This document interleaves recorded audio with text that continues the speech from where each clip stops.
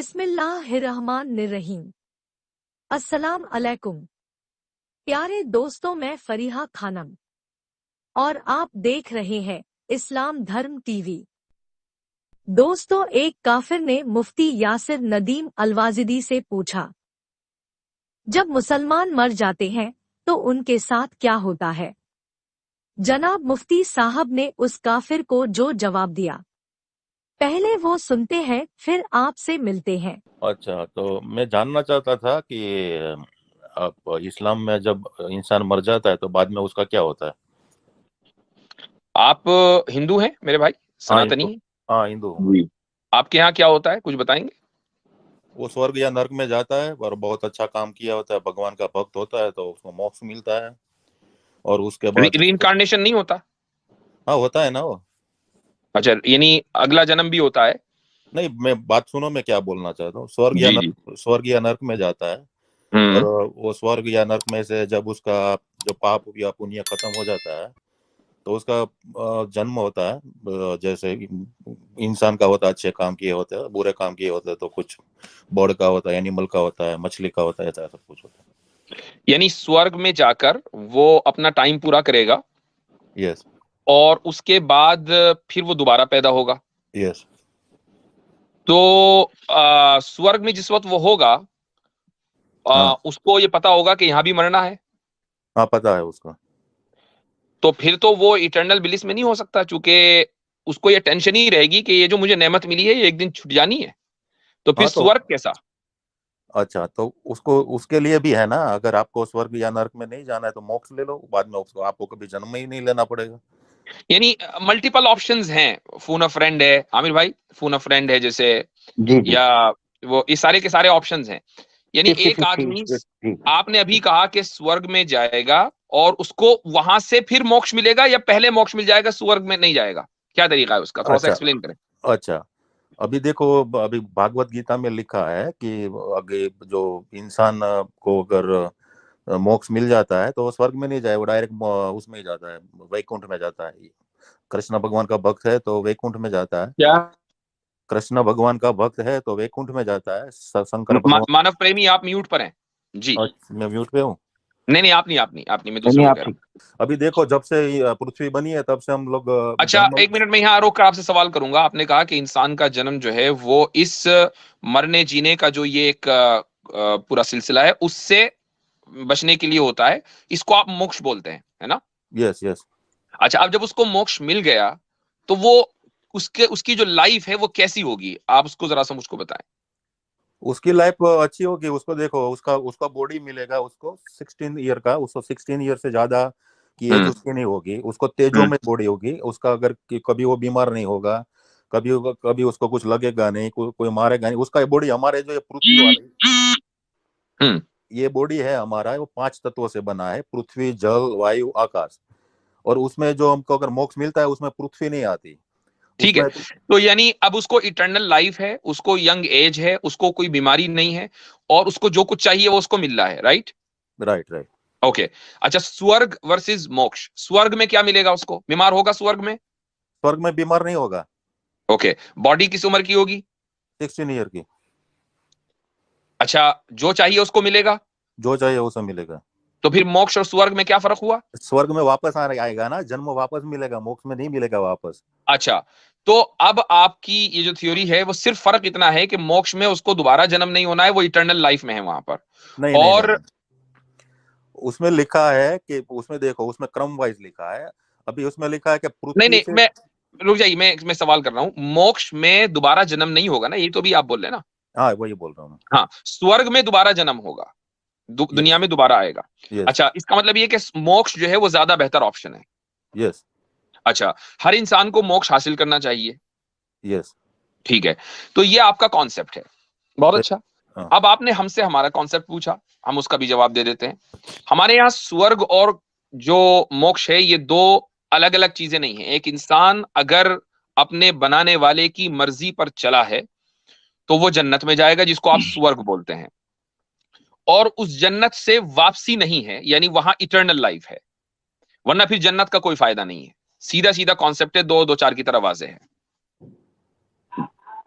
अच्छा, तो जन्नत में जाने के बाद वो वापस नहीं आएगा? इटर्नल लाइफ है, जिस तरह जिसको आप मोक्ष बोलते हैं उसको हम जन्नत बोलते हैं। अच्छा, बस मैं वही जानना चाहता क्या था, मैं कुछ डिबेट में कुछ फाइट करने के लिए नहीं आ रहा था, तो नहीं, मैं मुझे मालूम है। मैं हाँ। इसीलिए आपको मैंने इसीलिए बिल्कुल वाज़ेह अंदाज से जो हमारा अकीदा है उसको बयान किया, आपका अकीदा सुनने के बाद। अच्छा अच्छा, तो मतलब अच्छा, तो मुझे एक बात बताओ, आप जी। अभी आपने अभी जन्म लिया है, तो आपका अभी तक वापस क्या कभी स्वर्ग में नहीं गए थे क्या पिछले जन्म में? अगर आप गए हो और आपको याद हो तो आप बता दें हमें। नहीं, हो हमारा में सकता है हम भूल गए हो। हमारे हिंदुइज्म में तो लिखा ही है कि स्वर्ग नर्क आते ही रहते हैं, तो मुझे मोक्ष नहीं हुआ तो मेरा तो या तो मैं कभी स्वर्ग में गया होगा या कभी नर्क में गया होगा, कभी तो उल्लू का अगर जन्म ले। आपको याद नहीं है तो ये सवाल आप मुझसे क्यों कर रहे हैं? आपको क्या लगता है कि मुझे याद होगा? नहीं आप में जनरल क्वेश्चन है, याद याद की बात नहीं कर रहा, आपको अभी तक मोक्ष क्यों नहीं, अच्छा आप अभी तक स्वर्ग में क्यों नहीं गए इतने सालों में? इसलिए कभी तक मरा नहीं हूं। क्या अभी तक देख। जब इंसान को मौत आएगी तभी तो जाएगा ना वो। अच्छा अच्छा अच्छा, अभी देखो, आप इस्लाम इस्लाम फॉलो करते हो, तो अभी इस्लाम में सब कभी ना कभी तो देखो जन्नत में चले जाएगा, तो फिर नए नए लोग कहाँ से जन्म लेते हैं फिर? यानी आपको ये लग रहा है कि जो खुदा है, जो भी क्रिएटर है, जो बनाने वाला है, ईश्वर है, उसके पास एक लिमिटेड तशले में गारा रखा हुआ है, उसी से वो इंसानों को बनाता रहता है। उसके पास मजीद गारा, मिट्टी, पानी नहीं आ सकता, मैटर मजीद नहीं आ सकता। Is that what you believe? No, I don't believe that. तो इसका मतलब यह है कि आप भी ईश्वर को ऑमनीपोटेंट मानते हैं, आप भी मानते हैं कि वो क्रिएटर है, नथिंग से थिंग्स को बनाने वाला है, और हर चीज के ऊपर कादिर है, हर चीज के ऊपर उसको कंट्रोल है। ऐसा ही है ना? नहीं नहीं, मैं बोल रहा हूँ जितनी भी आत्मा है, जितनी भी स्पिरिट है वही है, जितने लोगों को मोक्ष उससे मिला वो ज्यादा बढ़ सकते हैं कि नहीं बढ़ सकते? उससे ज्यादा नहीं बढ़ सकते। क्यों नहीं बढ़ सकते? क्या ईश्वर उस पर कादिर नहीं है? अभी देखो, उसमें भागवत नहीं, गीता में, नहीं, सुनो मुझे भाग उसमें क्या लिखा है उसको छोड़ दीजिए फिलहाल। भगवत गीता में क्या लिखा, चूंकि मैं मैं वही उसको नहीं बता मानता रहा हूँ ना। ना, वही तो बता रहा हूँ, मैं वही बता मैं रहा हूँ ये आप जब। पूछना चाह रहा हूं कि जितनी मसलन मान लें 10 करोड़, 10 अरब, 10 अरब आत्माएं हैं। अब क्या ईश्वर 10 अरब से ज्यादा आत्माएं क्रिएट कर सकता है या नहीं कर सकता? नहीं कर सकता। क्यों? अभी देखो उसमें हिंदू स्क्रिप्चर में लिखा है, आत्मा का जन्म भी नहीं होता, वो आत्मा मरता भी नहीं, जो भी है वही है, उससे ज्यादा नहीं होता, कम नहीं होता। वो अच्छा, तो आत्मा तीन को चीजें आपने हैं ना मुफ्ती साहब। जी, जी, तीन जी, चीजें मानो करीम असली साहब। हैं, उसमें से एक आत्मा भी। तीन चीजें असली हैं, उसमें से एक आत्मा भी है हाँ, इनके यहाँ, जी, ठीक है, ठीक है। जिनका कभी मैं जन्म एक नहीं सवाल। हुआ। हाँ, इसका मैं मतलब सॉरी। जानते हैं आप, इसका इसका मनफी असर क्या पड़ेगा? क्या ब्रजेश दुर्रानी साहब, हाँ, क्या इसका पड़ेगा? मतलब ये आप है कि हमें ये जिस्म देने वाला कौन है? हम आत्मा हैं, हम अपने इरादे से इस जिस्म में आए हैं, पांच तत्वों से मिलकर जो बना है। हमारे बताइए, इरादे से नहीं, सवाल हमारे का जवाब कर्म। दीजिए। अच्छा, दे रहा हूँ, हमारे जो कर्म है उस हिसाब से हम इस शरीर में आते हैं, या फिर कुत्ते बिल्ली के शरीर में अच्छा, आते हैं। बिल्कुल बिल्कुल शुरू में पहुंच जाइए, बिल्कुल शुरू में पहुंच जाइए, जब हमने पहले पहले पहल कोई जिस्म इख्तियार किया था, किसी जिस्म में पांच तत्वों में हम लीन हुए थे। शुरू या में पहुंच जाइए बिल्कुल। वो किस कर्म की बुनियाद पर? सबसे पहले तो इंसान का जन्म ही मिलता है, बाद में उसके कर्म के हिसाब से वो कुत्ते बिल्ली का जन्म लेता है। यानी वही तो मैं पहले कह रहा हूं, इंसान तो को इंसान पहला क्यों बनाया, जन्म। ये पूछ रहे हैं? हैं? जी। इंसान होना तो कर्म की पह, बुनियाद पर है ना, अच्छे कर्मों की बुनियाद पर। तो वो कौन से अच्छे कर्म थे जो पहली मर्तबा इंसान बना, ये सवाल है उनका। अभी देखो, भगवान में जो जो जितनी भी आत्मा है होती है वो सब भगवान में लीन ही होती है, जो सबसे पहले इंसान का जन्म मिला उसको। अच्छा, एक बात बताइए, जब आत्माओं को भगवान ने पैदा नहीं किया, इसी तरह एक और चीज है जिसको पैदा नहीं किया, तो फिर भगवान का इस पे इख्तियार क्या है कि वो जबरदस्ती आत्मा को उठाए और जिस्म में डाल दे? अरे वो नहीं है, वो भगवान में ही आत्मा सब लीन होती थी, भगवान में ही जो आत्मा पहले लीन होती है, जो उसको उसके बाद जब इन सब पृथ्वी बनती है, जब पृथ्वी डिस्ट्रॉय भी होती है, पृथ्वी नए नए रूप से भी आती है, उस हिसाब से उसका उसको बॉडी देते हैं शरीर में से।